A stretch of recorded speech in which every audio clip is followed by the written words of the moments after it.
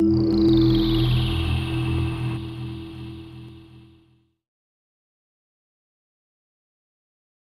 don't think I'd be eager to write a paper called Taxation and Social Justice just because it's a grandiose sounding title.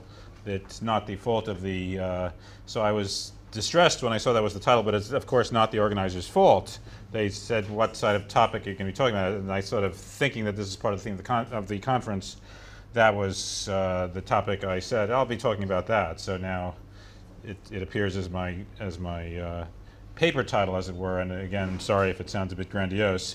This is not a paper. At this point, I'm not writing a paper on this topic. It just, when I heard about what the themes of the conference are, I thought it would be something worth addressing. So if there is a title, I guess it's Taxing High-Income Individuals, Should We Aim for the Peak of the Laffer Curve?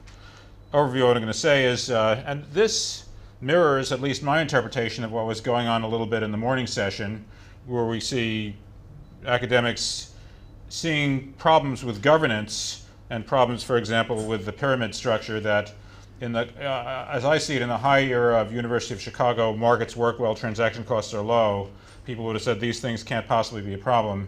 And now, once again, it's thought that there are problems, for example, in executive compensation, incentives, corporate governance, financial institutions, those things. I think in tax, there's somewhat of a similar movement. So for the last 30 years, there's been a widespread academic and political consensus that tax rates on individuals should be A, low and relatively flat, and B, far below the Laffer curve peak, which has the revenue maximizing rate. And I'll kind of show a Laffer curve in the next slide. So that's been the consensus. It's kind of the 1986 tax reform consensus. We repeatedly hear of plans that in the US, or even in the face of a giant fiscal gap, part of the solution is to cut the US individual rate further. Which is a very strange way to go about lowering the fiscal gap. In my view, this consensus that really has held in the tax policy literature for a number of decades can no longer be viewed as correct. There's a strong case that at the top of the income distribution, rates should be highly graduated and approximately revenue maximizing. And this change in the literature, this change in thinking, or at least what I identify as a change in some people's thinking, including mine, is partly in response to the staggering increase in wealth and income concentration at the top that's occurred in many countries, and very markedly in the US over the last 30 plus years. I gather it's happened to a degree in Israel as well. But it also reflects, as in the corporate governance setting, where people were kind of shocked by some of the things that they saw happening, it also reflects changed analysis of how to think about a lot of the issues. Okay, so I like to, I'm influenced by what's called optimal income taxation, or OIT, in the case for flattish rates. So the way I think of the income tax system, it goes back to sort of the Merlis's Nobel Prize winning work and the like, is that the fiscal system, in addition to raising revenue for financing public goods, should transfer money from high ability to low ability people.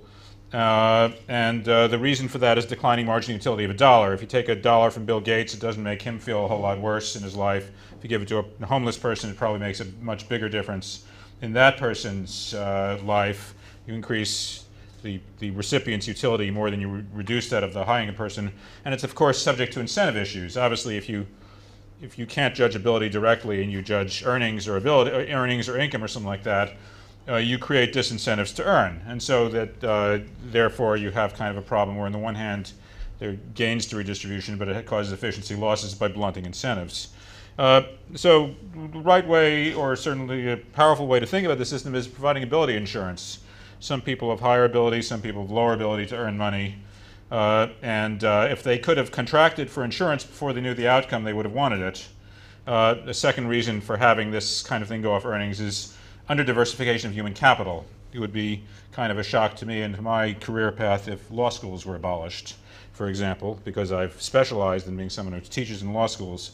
So when people have under-diversified human capital, that becomes a second reason for a kind of insurance system, not related to ability as such, but to the fact that you can't diversify your human capital the same way you can diversify a financial portfolio. So despite in the US the fact that increasingly there are people kind of libertarian viewpoints who say that there's no merit to redistribution at all, at the risk of being too dismissive, I regard those views as essentially preposterous, leaving aside a political economy set of concerns that pursuing these policies won't work well. Basically, even if, no matter how much you believe in markets, you have to believe and realize there are market failures. Hayek, who's a famous libertarian writer, wrote about, it was obvious to him that in principle you should have, that when there are problems like externalities from pollution, there's a market failure, of course you should have a scheme of some kind to address it, which could, for example, be a Pigovian tax scheme. Just sort of obvious that it fell outside the premises where he felt markets worked well. I really think the case is not much difference here. The market failure is different. It's adverse selection, which namely that you can't decide to buy the insurance before you know something about whether you're high ability or low ability. But I see the case as really equally convincing as the case for addressing pollution. Now the OIT or optimal income tax tradition, despite being in principle very redistributive, it doesn't kind of attach any inherent weight to the fact that I earned $1 and you didn't. It only worries about the incentive issue of effects on labor supply and the like. It's nonetheless long thought to suggest flattish rates, pretty flat rates. And the reason for this, you might say, well, we should have a high rate on Bill Gates because he'll hardly notice the dollar you take from him, and a low rate on a poor person because that person will, if you take $1 from him or her, that person will notice it a lot. Nonetheless, you would think that would be an argument for strong rate graduation, but nonetheless, OIT models and simulations have come out favoring flattish rates. And the reason is that, just to give a simple account of it, so you have the tax rate at $1 million and the tax rate at $20,000. If you raise the tax rate at that people face at $20,000 of income, that not only takes money from all the people who are at that level, who are making a decision whether to work more or not, it also takes money from Bill Gates, because of course he passes through the $20,000 income level, earns a lot more. So the lower tier, the rates on lower amounts of income tend to be inframarginal for a lot of people. Namely, people who are earning a lot more are simply not going to be affected by it in their marginal decisions. Well, they're affected by it in that they have to pay $1 more of tax, they're less wealthy, but they're making decisions at a completely different income level. And so this kind of creates an argument for rates being high initially and becoming low, which kind of offsets the progressivity, the kind of marginal utility point for the rates being steeply graduated. It's been thought to lead to suggesting that rates should be fairly flat, in fact, because when you raise the tax rate on people at lower income levels, the people at higher income levels pay more tax as well, since they pass through that. So that's kind of been a consensus view. Indeed, there's a point in the literature has also been clear that if you could define the very, very, very top of the income distribution and the one person who was there, you would actually want to have a zero marginal rate at the very top. The argument there is, I decide how much to work based on the tax rate. If I'm the person at the very top and I stop my work at exactly this amount of income given the tax rate, if we made the tax rate 0 for above that, I presumably would work slightly more because I'd now be capturing 100% of the return above that rather than less than 100%. So I'd be better off and no one would be worse off. So OIT, despite being very redistributive in theory, had surprisingly non-graduated, non-pro highly graduated rate implications. And this, I don't know to what extent this has influenced political practice, but it's certainly been given kind of an imprimatur to it. Anyway, so now I'm going to shift to something kind of more popularly known, the Laffer curve. So the Laffer curve depicts revenue raised as the tax rate climbs. So in the US, there's been thought, there's been some recent literature suggesting the peak of the Laffer curve might be for labor income, say 70%. Basically, as the tax rate rises, people start working less. At some point, you're actually losing revenue. In theory, you know you'll have zero revenue if the tax rate is 0, and in theory, you'll have 0 revenue if the tax rate is 100 because no one will bother. So that implies that it rises and then falls. So the Laffer curve is simply a way of depicting this. I should note that this is not a fact of nature, the Laffer curve. It depends on a lot of things. For example, it depends on the breadth of the tax base. So the revenue maximizing rate is going to rise if you make tax avoidance harder. For example, if you had a perfect labor income tax where the only way to avoid the tax is by not working, that's going to lead to a Laffer curve peaking at a higher rate level than if you can also kind of use tax planning and to play games to avoid tax. So anyway, so the Laffer curve, you could think of that as depicting the revenue maximizing rate. The standard view has been used to absolutely never exceed the revenue maximizing rate. Like if the rate were here and you raise the rate a little bit, you lose revenue, so everyone who's not paying the tax is worse off. They're getting less revenue, and the people who are paying the tax are also worse off because even though they're paying less tax, they're working less. So this is kind of the opposite of Pareto optimal. It's Pareto minimal. Everyone loses. It'd be crazy to want to be there. So the notion has been at first, you'd never want to be beyond the peak of the Laffer curve, which certainly makes a lot of sense. But indeed, you don't even want to be close to the peak of the Laffer curve, would be the second point, because as the tax rate rises, the amount of deadweight loss that you're incurring relative to the revenue you're raising is getting higher and higher. So by the time you're here, by the time you're close to there, you're having, even though you're still getting more money from rich people and giving it to poorer people, you're incurring very, very high efficiency costs relative to the revenue being raised. So the idea would be you want to stop well short of that point. So that's kind of a more lay version of something that's related to the OIT point. So both of these, so you have these two views saying you really want to be careful to have the rates not be too high, and kind of an accepted wisdom. They obviously both have a lot of logical force that merits their being accepted wisdom, but there are two key assumptions they're resting on. One is, and these are models when you're modeling labor supply, declining marginal utility, and the like. The first assumption is that people get utility from their own consumption only, that how well off I am depends on how much money I have, how much I get to consume. It doesn't depend on positional considerations like how much money someone else has compared to me.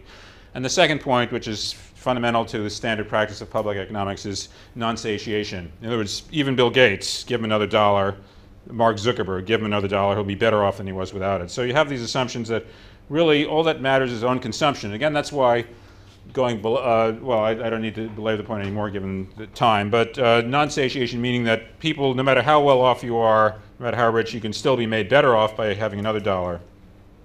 Now, there are some problems with the standard assumptions. In terms of non-satiation, do we really believe that billionaires, which have far more money than they'll ever spend, are really deriving any significant marginal utility from earning an extra dollar? Kind of hard to think of it as being much different than zero. And if we assumed satiation, then we would kind of have a case, more of a case of the revenue maximizing rate. Because when you start dropping down the right-hand side of the Laffer curve, what's happening is the well-off person is starting to lose utility. They're earning less. They decide to work less. But if the marginal utility of a dollar is kind of zero right there, they're not really being made worse off in subjective terms. So if the welfare effects on rich people are kind of zero, then you start to have a case of the revenue maximizing rate because everyone else benefits from getting more revenue from them.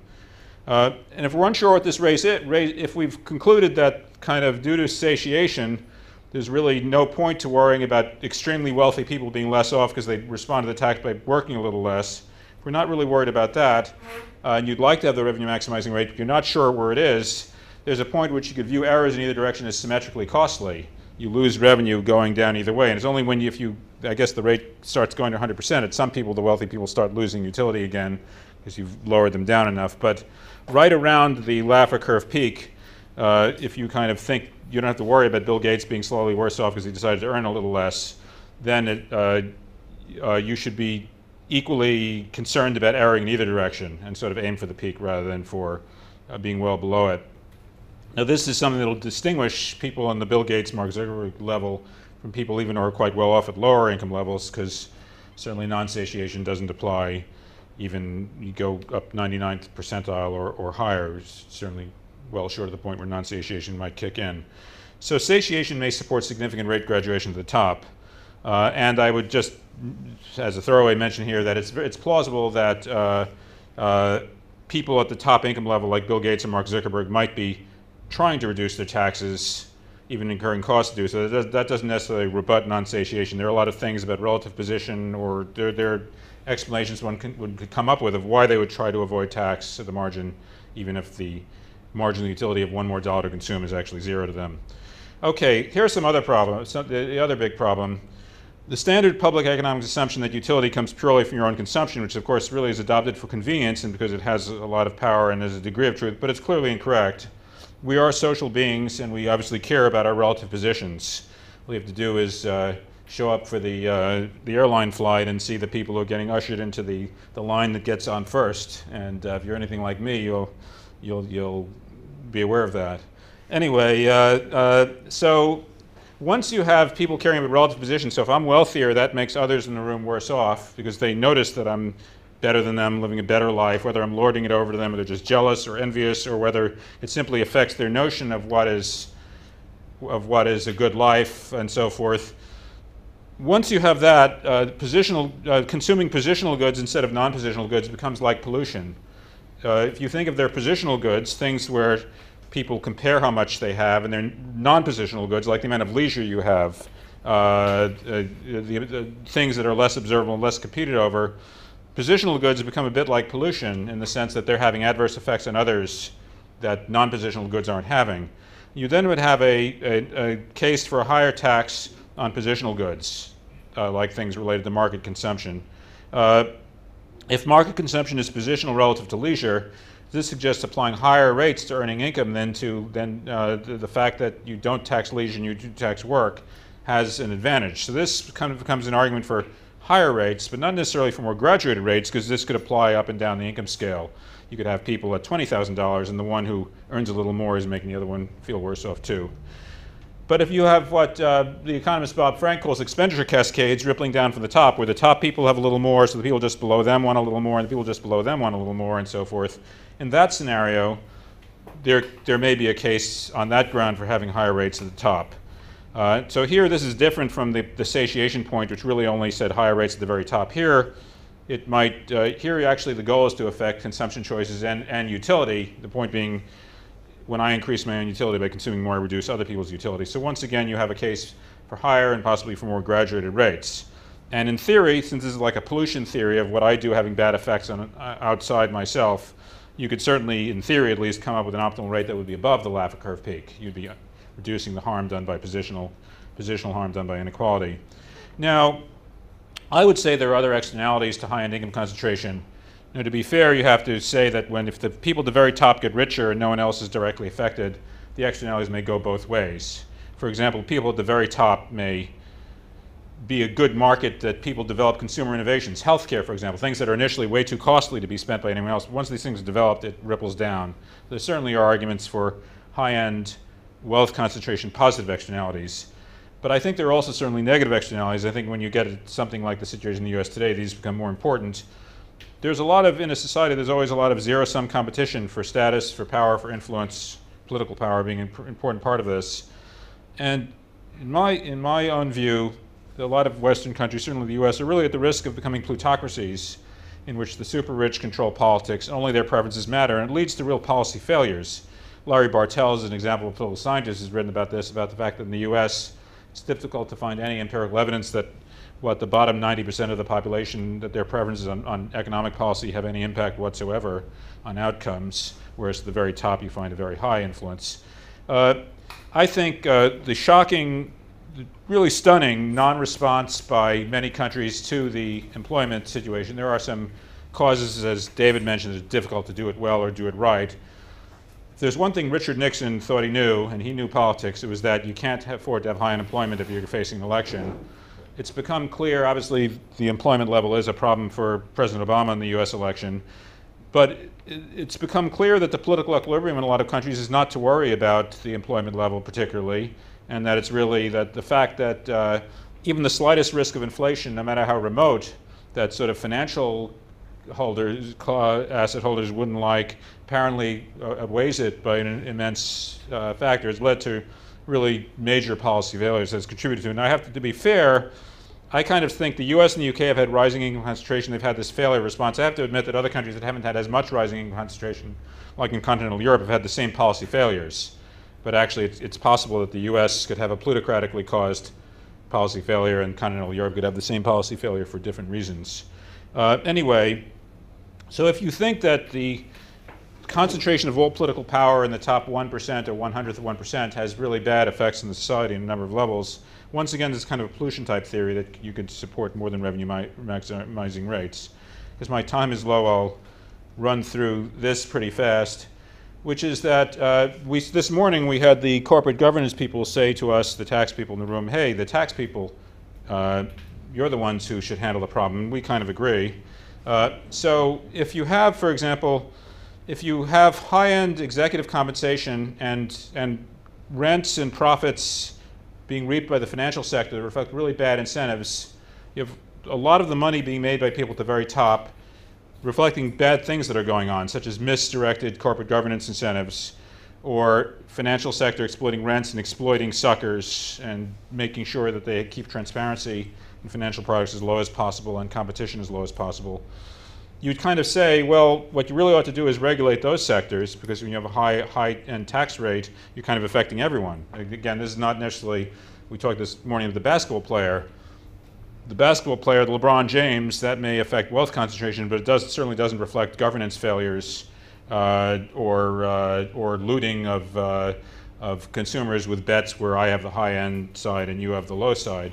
But nonetheless, when certainly in a country like the US, so large a portion of the income at the very top is from sort of financial sector people and corporate governance people, and they have a large piece of it, though by no means all, could be kind of a fallback to addressing things through regulation. Could be that it becomes relevant to the merits of the high rate, that a lot of the people you're affecting are people who are getting too much compensation, as we discussed this morning, too much in the sense that it's creating incentives to actually do socially destructive things, rather than too much in the sense that, gee, it's what a shame that they're earning so much. So once again, you could have higher tax rates. The harm could be basically addressing negative externalities, and once again, that tends to push up the estimate you'd have. Just to sum up, there's been a long time consensus that high-end rates should not be very high or very graduated. The case for this is weakened gradually. When there was kind of the law and economics revolution, it ended up either influencing politics or else politics did the same thing. So you might think, well, if the academic consensus is changing back the other direction, maybe politics will change the other direction. But that would be a somewhat idealist view of politics. I don't know if it's true. I certainly know if a country like the US, even if the academics conclude that something is wrong, that's going to affect the political outcome. Once you have sort of, I mean, just look at how well the financial sector is doing politically in the US today, where I would say they own one party 100%, and they own the other party about 90%. It doesn't mean that policy will actually change, but I do think that there are serious social problems being reflected in these trends that the tax system can contribute to addressing. Thanks.